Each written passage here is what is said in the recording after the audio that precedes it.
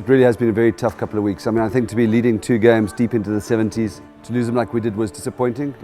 Look, I think both of those teams, so those tight games which are head-to-head for trying to get into the playoffs, they're sort of 8 or 10 point swings in terms of log points.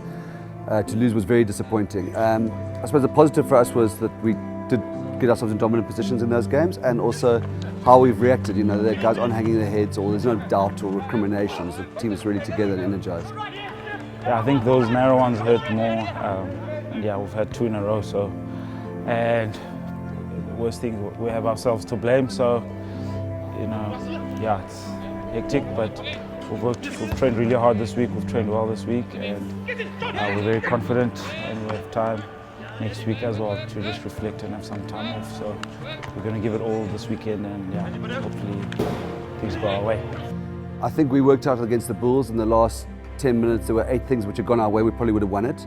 And there was a mixture of whether that is a decision to go for poles or not go for poles, or if we felt we should have got a penalty for something, or if we'd made a tackle, so it was a sort of combination of things. I think against the Lions, we did look out on our feet in those last few minutes, and it is a tough place to play. Even though it was reasonably good conditions by Ellis Park standards in terms of temperature, you could see our legs going a bit there, and the Lions got real rhythm and momentum. So again, there were still some things. If we just stuck to our plan, I don't want to single out. If we'd stuck to our plan, we could have closed those games out. So maybe there was a kick towards the end of one game where we should have gone contestable, and that would have had a different impact. So yeah, we went street smart as we could have been.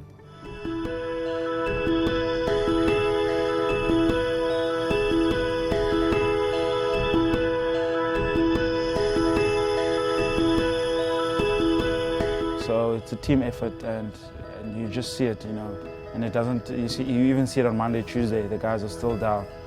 So as a player, you also feel crappy, like letting those people down. So, and then you've got people at home and people on TV, and so it's not nice. But yeah, we have to just keep going, and we have to fix it.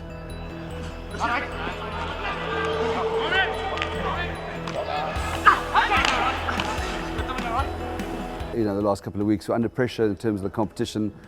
Temptations to play your best team every week, but we sort of started this campaign with 3 or 4 imperatives, one of which is obviously to win, so that's the main thing. So I'm not trying to use rotation as an excuse, but also is to build depth.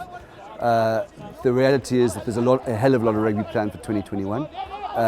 You're going to need depth. I think the 45-man squad, just size-wise, is going to be under pressure, and it's going to be hard to take a guy, let's say for example a random guy like Sazi Sunday, if we don't give him a chance in this competition, his highest level rugby is Varsity Cup, and then throw him into Pro 16, So we have to use this Currie Cup and the Super Rugby Unlocked to expose players. I think we've done well. We're close to 40 guys have been exposed, most of any other union. The team comes first, and no one has the right to play. So if you get selected, you just have to give your best, and if you don't, you have to support whoever's playing. And I think that's the motto. That's how we roll. And yeah, there'll be times when I'm on the bench. There'll be times when Sia's on the bench. There's times when Stephen's on the bench. But yeah, it's not your right to be in the team. It's just you.